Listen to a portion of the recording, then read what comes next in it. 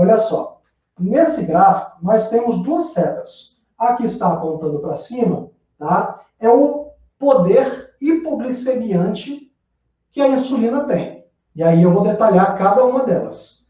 Nessa seta, nessa linha, que é a seta aqui, ó, na horizontal, é o tempo de ação dessa insulina em um período de 24 horas. Ok? O que eu quero que vocês entendam? Quando eu coloco aqui, eu coloco cada uma das insulinas, desde a insulina inalada, que eu não vou comentar ela agora, tá? Mas o que eu quero que vocês percebam, do momento da aplicação, tá? Vamos tomar esse ponto aqui como sendo o ponto zero, o momento da aplicação da insulina, ok?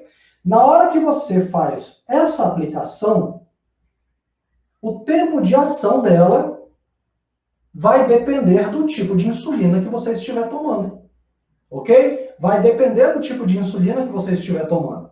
Por exemplo, se você faz a aplicação de uma Fiasp, vamos começar aqui, ó, pela Fiasp. Se você faz a aplicação da Fiasp nesse ponto zero, nesse momento, ela tem um poder hipoglicemiante, mais rápido, tá? E um tempo de ação também mais rápido. O que isso quer dizer? Que ela faz o efeito dela bem mais rápido, por isso que a Fiasp, a gente pode aplicar, dependendo da pessoa que está utilizando, ela pode utilizar a Fiasp exatamente no momento em que ela começou a se alimentar. Às vezes ela pode utilizar até no momento exato que ela terminou de se alimentar.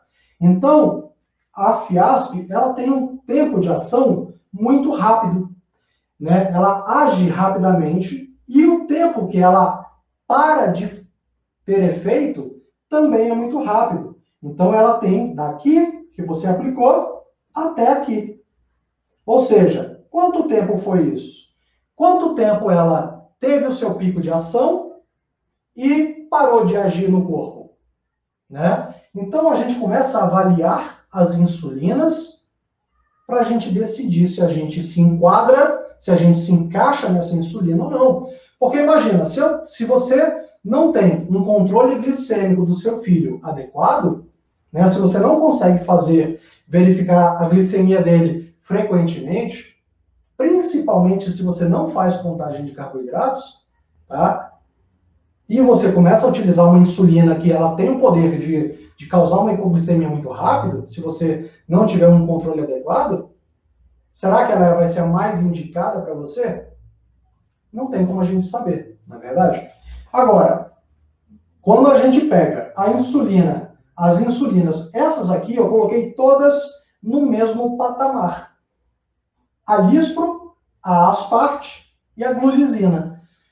As três no mesmo patamar. Por quê? Elas têm diferenças entre elas? Sim, elas têm. Mas a diferença entre elas é tão pouca, tá? Que elas podem ficar no mesmo patamar. Até porque elas têm um tempo de ação, a partir do momento que você aplica, tá? Elas têm um tempo de ação de pico máximo, o pico máximo de ação dela, e o tempo em que ela demora para parar de ter efeito, similares. Então, a gente coloca elas no mesmo patamar. Agora, preste atenção, vocês que utilizam a insulina regular e a insulina NPH. No caso da regular, olha só, do momento de ação até o pico de ação dela, ela demorou mais tempo para ter um pico de ação, ou seja, o que significa na prática? Significa que se a criança vai almoçar, ela aplica a insulina regular, ela tem que esperar mais tempo para começar a se alimentar do que se ela tivesse aplicado uma Lispro, uma Aspart, uma Glulizina ou até mesmo uma Fiasp. Então, se você tem uma criança utilizando a regular, você necessariamente precisa aguardar de 10 a 15 minutos, quiçá 20 minutos, antes da criança começar a se alimentar. Por quê?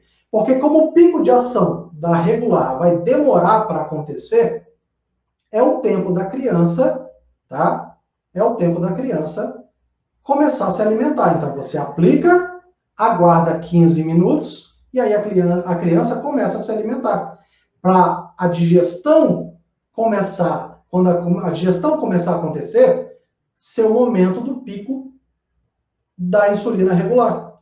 E aí, a criança não ter picos de hiperglicemia fora da meta que você estabeleceu. Tá? O que é comum de acontecer? A pessoa aplica a insulina regular, a criança se alimenta, e aí o que acontece? A alimentação, o alimento que ela está consumindo naquele momento, ele começa a interferir na glicemia antes do efeito da insulina regular. E aí a criança tem um pico de hiperglicemia para depois a insulina agir e começar a diminuir aquela glicemia. Só que aí agora a gente tem um outro problema. O tempo de ação da insulina regular é maior em comparação com as outras insulinas. Significa que, do momento que você aplica até o momento em que ela termina, que ela para de ter o efeito dela, é maior. Significa que o seu filho começou a almoçar aqui e você aplicou a insulina junto. Ele vai parar de almoçar bem aqui. E a insulina está agindo ainda no corpo dele daqui até aqui. Ou seja, quanto tempo a mais a insulina ficou agindo no corpo do seu filho e ele já não estava mais comendo? Ou seja, qual é o risco que tem? O risco de uma hipoglicemia.